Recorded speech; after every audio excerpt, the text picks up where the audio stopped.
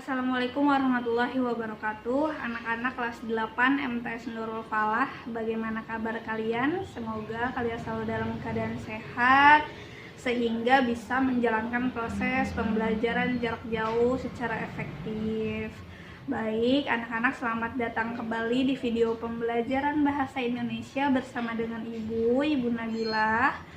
Pertemuan sebelumnya, Ibu sudah memaparkan bab apa saja yang akan kita pelajari selama 1 semester ke depan. Lalu, maka dari itu, di pertemuan hari ini kita sudah mulai belajar memasuki bab pertama di semester genap, yaitu tentang teks ulasan. Pasti sudah tidak asing lagi di telinga kalian ulasan itu, mengulas. Nah, itu merupakan memberikan penilaian terhadap suatu karya yang kita pelajari, teks ulasannya. Jadi mengulas, memberikan penilaian, apa kelebihannya, apa kelemahannya. Nah, itu yang akan dimaksudkan di dalam teks ulasan karya sastra kali ini, ya. Ciri-ciri dari teks ulasan yang pertama itu terdapat informasi-informasi yang disampaikan terkait karya sastra yang kita ulas. Terus selanjutnya terdapat pendapat atau opini yang tentunya harus berdasarkan fakta yang terdapat di dalam karya sastra yang kita ulas. Jadi tidak hanya berpendapat semau-maunya kita aja gitu. Jadi harus berdasarkan fakta atau berdasarkan referensi yang sudah ada. Misal kalian ingin membuat teks ulasan tentang film apa? Film Dilan misalnya. Nah, kalian cari terlebih dahulu referensinya yang teks ulasan tentang film Dilan. Kalian baca dulu, lalu kalian gabungkan dengan pendapat kalian seperti apa. Nah, itu merupakan cara dari membuat teks ulasan. Jadi informasi yang kita sampaikan itu valid, jadinya bisa dipercaya para pembaca gitu ya. Nah, teks ulasan juga disebut dengan resensi ya. Nah, itu merupakan ciri-ciri. Sekarang kita memasuki ke dalam jenis teks ulasan. Itu dibagi menjadi 3. Yang pertama terdapat teks ulasan informatif. Nah, sambil disimak di bukunya, ada di halaman 3 di buku bahasa Indonesia kalian. Bagi yang sudah pegang buku bahasa Indonesia kelas 8 ya. Jadi dibuka halaman 3, di sana terdapat jenis teks ulasan. Yang pertama itu teks ulasan informatif. Teks ulasan informatif ini gambarannya singkat, umum, dan padat, lalu hanya memaparkan bagian penting saja. Mohon maaf ya anak-anak Ibu kalau memang suaranya itu ada suara-suara kendaraan-kendaraan karena Ibu syuting di rumah. Jadi dan lokasi rumah Ibu di pinggir jalan, jadi mohon maklum. Semoga suara Ibu masih terdengar jelas, mengalahkan suara kendaraan-kendaraan yang di luar atau suara bising yang lainnya. Oke, lanjut ya. Jadi hanya memaparkan bagian pentingnya saja, itu yang teks ulasan informatif. Lalu menekankan pada kelebihan dan kelemahan. Itu ya poin-poinnya di teks ulasan informatif. Yang pertama, gambarannya lebih singkat, umum, dan padat. Gambaran tuh maksudnya ulasannya. Ulasannya lebih singkat, umum, dan padat. Lalu hanya memaparkan bagian pentingnya saja. Dan yang ketiga, hanya menekankan pada kelebihan dan kelemahan. Jadi yang lain-lainnya tidak dibahas di dalam teks ulasan informatif gitu. Jadi lebih rinci kalau teks ulasan informatif. Lebih singkat maksud Ibu ya, bukan lebih rinci, karena yang lebih rinci itu, lebih detail itu ada di dalam teks ulasan deskriptif. Semua dibahas di dalam teks ulasan deskriptif. Unsur-unsurnya seperti apa itu dijelaskan di dalam teks ulasan deskriptif. Gambaran detail atau ulasan detail terhadap setiap bagian hasil karya kan, setiap bagian. Nah, kalau tadi teks informatif, ulasan informatif kan hanya bagian pentingnya saja. Sedangkan yang di deskriptif itu setiap bagian. Ya, tidak hanya kelemahan dan kelebihannya saja, tapi juga dibahas juga unsur-unsurnya, unsur intrinsik, ekstrinsiknya seperti apa.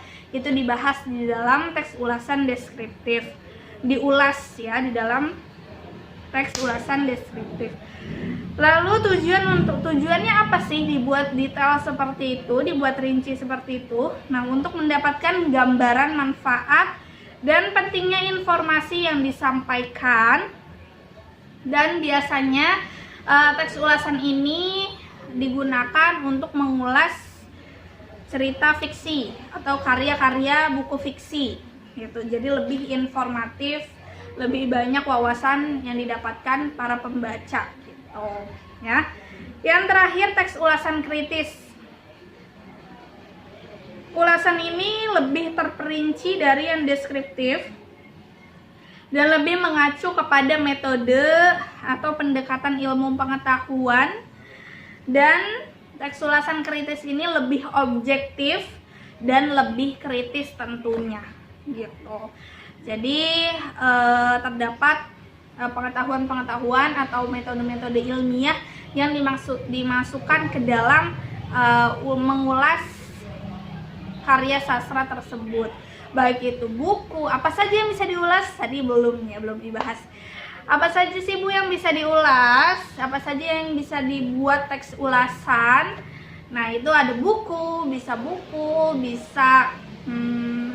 drama atau film. Nah, itu ya. Jadi tidak hanya buku fiksi dan non fiksi, nggak hanya itu saja, tapi juga bisa kalian membuat teks ulasan dari film, dari apalagi dari karya-karya yang lainnya seperti itu. Oke. Nah, selanjutnya selain tadi sudah kita pelajari ciri-ciri, pengertian dari teks ulasan itu tersendiri juga, terakhir tadi sudah bahas jenis. Sekarang kita membahas aspek penting yang terdapat di dalam teks ulasan. Yang pertama itu terdapat identitas karya. Bisa kalian lihat di halaman 4. Di halaman 4 aspek penting dalam teks ulasan. Yang pertama itu terdapat identitas karya. Identitas karya itu kalau kalian mengulas buku itu ada judulnya apa, ini ditulisnya di poin-poin ya. Poin itu maksudnya seperti ini. Ini ada judul, terus ada apa nih, pengarang, titik 2 penerbit, tahun terbit, tebal halaman, seperti itu. Sedangkan film, kalian bisa tulis identitas karyanya dengan judul filmnya apa, lalu aktornya siapa saja, sutradara, produser, skenario. Di buku kalian tuh terdapat produksi, tanggal rilis, dan durasi. Nah, itu informasi-informasi yang tertulis di dalam identitas karya. Setelah identitas karya sudah kalian dapatkan, kalian tulis di dalam teks ulasan, masuk ke dalam sinopsis. Sinopsis ini merupakan cerita ringkas yang kalian tulis di dalam teks ulasan, yaitu meliputi unsur intrinsik dan ekstrinsik untuk buku fiksi, lalu ulasan unsur buku atau resensi untuk buku non fiksi. Jadi kalau untuk buku fiksinya kalian bisa cari tahu unsur intrinsik dan ekstrinsiknya seperti apa, sedangkan kalau buku non fiksi kalian buat ulasannya seperti apa gitu, gambaran singkatnya seperti apa buku non fiksi tersebut. Nah, sedangkan film dan drama kalian bisa buat sinopsisnya juga sama kayak sinopsis yang buku fiksi ya. Jadi unsur intrinsik ekstrinsiknya kalian cari tahu. Oke. Setelah itu, sinopsis sudah selesai, kalian masuk ke dalam nilai karya. Nah, nilai karya di sini kalian bisa berpendapat, bisa beropini, kelemahannya ada di bagian mana gitu. Kelebihan dan kelemahannya ada di bagian apa saja. Apakah dari aktornya, kalau misalnya kalian mengulas film, aktornya kurang menjiwai, atau dari segi ceritanya kurang seru, seperti itu kelemahannya. Atau kelebihannya, settingnya bagus, lokasinya bagus, terus juga alur ceritanya juga bagus, seperti itu bisa.